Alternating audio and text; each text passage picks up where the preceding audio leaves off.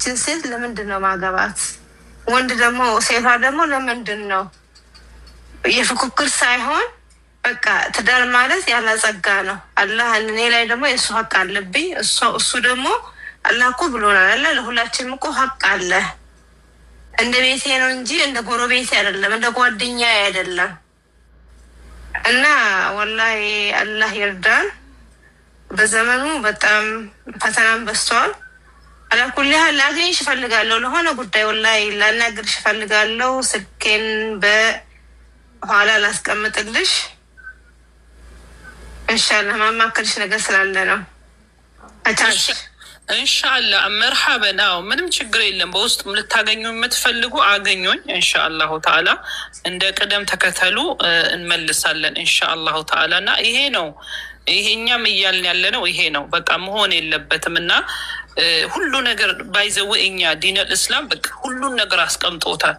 ግን ይሄ ከዛ ወለም ዘለም ብለን የራሳችንን ህግጋት ስንከተል እኔ መሰለኝ በእናትነቴ ለምሳሌ እናት ከልጆቿ መለየት ስለሚከብዳት ለልጆቿ በላጭ የሚሆነው ምናልባት ኢቨን ከአባታቸው ጋር እንኳን መሆን እያወቀች ግን መጨከን ስላቃታት እንደዛ ትላለች። እሱ ብቻ ሳይሆን አባትም እንደዛው በላጭ ሆነው ወይ ማድረግ ያለበት እናትየው ውጪ እንዳትሰራ በቃ እሱ እንደ ቀዋምነቱ እስናት አባውት እሷን ስለናደድ እስናት አባውት ስለ እሱ አይደለም። ይሄ ትልቅ ነው። እዚህ ጋር ትውልድ እየጠፋ ነው ያለው። እነዚህ ህፃናቶች ምንም ሱብሃንአላህ በአዋቂ ወንጀል የተነሳና እንዲህ ነው መታሰብ ያለበት። ስለዚህ አንዱ እንኳን እያበደ ከሆነ ሌላው ጤነኛ ለመሆን ሁለቱም እብድ መሆን አይችሉም። ሁለቱም እንዴት አንድ አይነት ይሆናሉ? ከሁለቱ አንዳቸው አላህን የሚፈሩ አሊስ መሆን አለበት። እና ለምንድን ነው ይሄኛው ትንሽ አላህ የሚፈራው ለዛኛው ዱዓ እያረገ ኡዝር እየሰጠ ማየት ያለበት? ማየት ይሄ ፉክክር አይደለም፣ ይሄ ጅሁድ ነው፣ ግዴታ ነው። ለምሳሌ እኔ እብዱ እኔ ከሆንኩ የልጆቼ አባት ዱዓ አርጎ ዱዓ አስደርጎ መክሮ በቃ ከኔ ጋር ማበድ የለበትም። አላህ ይህን ደግሞ ሰብሩን አይቶ ትግሉን አርጎ ወላሂ አላህ ወደ አቅሌ ይመልሰኛል። ትውልድ እንዳይጠፋ ማለት ነው። ትውልድ እንዳይጠፋ እኔም እንደዛው እሱ ከሆነ በንዴት መቀበል አቅቶት ፍቺውን እያለ ከሆነ እብድ ስለሆነ አይደለም። እኔ አውቃለሁ የልጆቼ ባል ያ ረብ መካሪ ስጠው፣ የልጆቼ አባት ያስፈልገኛል፣ ያ አላህ ያ ረብ መልካም ሚስት ስጠው። በቃ እኔ መሆን አልቻልኩም፣ መልካም ሚስት ስጠው። እኔ እያሰብኩ ያለሁት ስለ እሱ ብቻ ስለ ትውልድ ነው እያሰብኩ ያለሁት። እኔ እሱ ሲጠፋ እኔም ልጆቼም አንድ ላይ ነው የምንጠፋው። ይሄ ብልጥነት ነው። ይሄ የሚወዱ አላህ የሚወደው ጥበብ ነው። በቃ አሊስ አላህ እኮ በሰላም ተኗኗሩ ወይ በሰላም ተለያዩ አለ። ግን ስትለያዩ ሸያጢን ሁኑ አላለም። አንድ ቤት መኖር ካልቻላችሁ አላህን መፍራት ካልቻላችሁ ዱንያ ሀራን ከምታጡ በቃ አላህ እሺ ቢጠላውም ፈቀደለን። ግን የፈቀደው በሸርጥ ነው። አሁን ፈትቼዋለሁና ፈትቼታለሁና ልክ እሷን አይደለም ትውልድን ነው ልክ እያገባ ያለው ህፃናትን፣ ወጣትን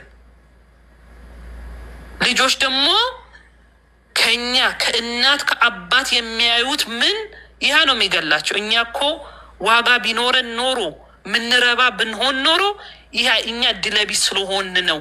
በእኔ ጥፋት ነው እናት አባቴ እየተጣሉ ያሉት ነው ልጆቹ የሚሉት በእኔ ያ ረበል ዓለሚን። ስለዚህ ዋጥ አርጌ ወይ አረፌ ትዳሬ ላይ መቀመጥ ነው ወይ ከወጣሁ ደግሞ ትልቅ ጅሁር ነው የሚጠብቀኝ። ዩቲንክ ትዳሩ መስራቹ ነው የሚከብደው፣ ፍቺው ነው የሚከብደው። ስትወጡ ነው አሁን ስትወጡ እሱ አለ፣ ሸይጣን አለ፣ ኢየሱስ ቲፎዞዎች አሉ። ብዙ ነው የምትፋለሙት። ቀልድ እንዳይመስልህ። አንተም እንደዛው ትዳር ላይ ቀላል መስሏል። አሁን ስትፈታት ስትወጣ እሷ አለች፣ ፕላስ ሸይጣን፣ ፕላስ ወስዋሶች፣ ፕላስ የእሷ ቲፎዞዎች ብዙ ነው አርሚው።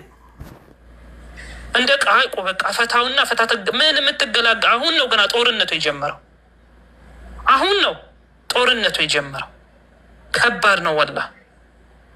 በዛ ሰዓት ውስጥ በዛ የምትናገራት ነገር የምታስቢው ነገር እያንዳንዷ ትውልድሽ ዘር ማንዘርሽ በምን ላይ እንደሚሆን እየከተብሽ ነው። የምትናገሪያት ቃል፣ የምታረጋት ቃል፣ የምታረገው ተግባር አንተ ትውልድን እየቀረጽክ ነው። በቃ ዙርያህን ኬር ከሌለ ሂድ አድርገው የፈለግከውን ነገር ተናገር። ጨክኝ። ግን እኛ ይሄን አናስብም። እሱ እንዲያረገ እሱ እንዲህ ሊያገባ ነው እሱ እንድኮ እንደዚህ ነው እሱ በቃ ይሄን የዚህ ታይም አለቀ።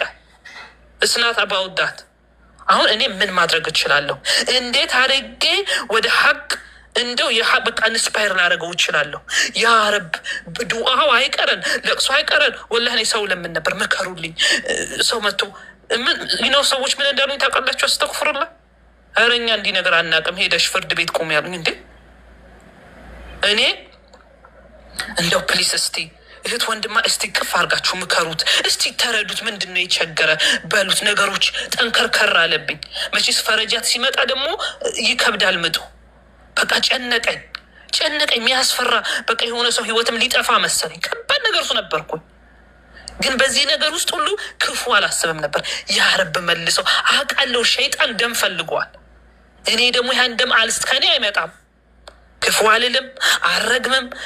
በቃ ለቅሶ ይመለስልኝ ነው ይመለስልኝ። ያ ረብ የልጆች አባት የትም አይሂድ፣ የልጆቹ ፍቅር የያዘው ያ ረብ እንደው በቃ የሚያስደስተው ነገር ስጠው ያ ረብ። ሌይል ወናህር አላህ ላይ ለቅስ ነበር። ዛሬ ይህ ለቅሶዬ ጠቅሞኛል። የልጆች አባት ይህ አሁን እንዲህ ከልጆቹ ጋር ጥብቅ ብሏል። ጥብቅ አያስፈልገኝም አላልኩም። ቂለኝ እንዴት ነው የማያስፈልገኝ? 4 ወንድ ልጆች እኮ ነው ያሉኝ። አባታቸው አሚራቸው ነው። የእሱን ድምፅ ነው የሚሰሙት። እና አርቀን ማሰብ አለብን። የምንወስነው ነገር ወላ ማሰብ አለብን። ከዚህም በላይ ቢሆን በምን ደስታይ። ግን አትሊስት ያችን ያህል እንኳን መራመድ ነበረብኝ። እና ሸይጣን ሁሉን ነገር ነው ገፎ የሚወስድብን። በሰዓቱ ይመስለናል ቤቱ ሲሰጠን ልጆቹ ሲመጠን፣ በኋላ ግን አትችም ናላሽ ነው የሚዞረው። ልጆቹ አይታዘዙሽ ምኑ አይልሽ። በቃ እሱም የራስሽ ጉዳይ፣ እኔን ቃሌን አታከብርም እንደዚህ ናት ምናምን ብሎ እሱም አንቺም ልጆቹም ገደል ግቡ ብሎ ይሄዳል። አባትነትን አልፈልግም ብሎ የራሱ ምናምን ይመሰርት። ማል የሚያሳዝነው የአላህ ባሮች ይጠፋሉ። ምክንያቱም አንቺ አባትናትም መሆን አትችይም። አላህ እናት ነው ያደረገሽ። አንተ አባት እናት መሆን አትችልም። አላህ አባት ነው ያደረገ። ግድ ከሆነ አልፈልግም ካለ ማስገደድ አትችይም። አንዳንዴ እንዲህ ሆነ። ግን አብዛኛው ጊዜ ተገፍተው ነው። አባት መሆን ይፈልጋሉ፣ እናት መሆን ይፈልጋሉ። የሆነ አቅሉን መጠቀም በአቃታት እናት፣ አቅሉን መጠቀም በአቃተው አባት ልጆቹ ወላጅ ይዘረፋሉ፣ ኦርፈን የቲም ይደረጋሉ። ይሄ ነው የሚያሳዝነኝ። እኔ ያለሁበት ከተማ ብታየው እስር ቤቱ በሀበሻ፣ በኤርትራዊ፣ በሶማሌ ወጣቶች ነው የሞላው እስር ቤቱ።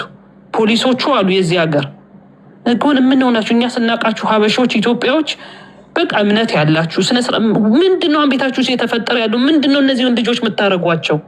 የእስር ቤት በቃ መዋኛ፣ በማንም የሚደፈሩ በማንም የሚደበደቡ ሆኑ። ሙስሊሙ ምኑ ክርስቲያኑ እንዳለ እኛ የምናውቃችሁ በጨዋነታችሁ ነበር። ምን ነካችሁ?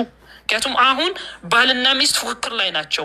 በሆነ በሳንቲም ነው እየተገዳደሉ ያሉት በማይረባ ነገር።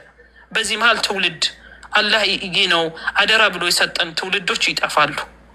እልህ ምናምን እና በማይረባ ነገር አምታይልኙ በማይረባ ነገር አይደለም። እንኳን ትንሹ ትልቁን ነገር ልናስብበት ይገባል። ምንድን ነው የምወስነው? ስለ እኔ ብቻ እዚህ ጋር ስለ ትውልድ እየወሰንኩ ነው። ምንድን ነው እያረኩ የሚለውን ነገር አርቀን ማሰብ አለብን። ነገ መልቅያማ ዱኒያ ላይ ላመልጥ እችላለሁ። የኔ ጥፋት አይደለም። እሱ ክፉ ነበር፣ እሷ ክፉ ነበረች። ኦኬ ታሪክ ልመሰርት እችላለሁ። ይሄ ግን አላህ ዘንድ ተቀባይነት አይኖረውም። አላህ ዘንድ አላህ አዋቂ ነው፣ ያውቋል። እያንዳንዱ የደበቅኳትን ጥፋቴን ያውቀዋል። እያንዳንዱ ድክመቴ፣ ያላስተካከልኩትን ነገር ያውቀዋል። ቅናቴን ያውቀዋል። ስበጠብጥ እኔ ከሆንኩኝ ያውቀዋል። አላህ ሲበጠብጥ የነበረው እሱ ከሆነ ያውቀዋል። እያንዳንዷን ነገር አላህ ያውቃታል። በእኔ በማወቅም ባለማወቅም ምን ያህል ትውልድ እንዳጠፋው አላህ ያውቀዋል። ነገ እነዚህ ልጆች ትዳራቸው ላይ እንዴት ኢምፓክት ያደርጋቸዋል፣ አህላቃቸውን፣ አስተሳሰባቸው፣ ይሄ ሁሉ በዚህ ነገር እጠየቃለሁ። ከዛ ደግሞ ህብረተሰቡን እንዴት እንደበጠበጥኩ እኔ ጋር እዚህ ጋር ያለውን ወንጀል አውጥቼ ሌላ ቤት ሁሉ ላፈርስ እችላለሁ። ሌላው ትውልድ የኔ አንሶኝ ማለት ነው። ሰው ሄጄ እዛ ጋር ሆይ ላለው ቤት እንዲፈርስ። ኧረ እህቴ ይኸውልሽ እኔ አልጠቀመኝም፣ ይሄን አድርጌ ይሄ ነው እንኳን አልልም። ልክ እንደ ጀብድ እጠቀምበታለሁ። እና በጣም ልናስብበት ይገባል፣ ልንጠነቀቅ ይገባል። ወላሂ ትልቅ አማና ነው።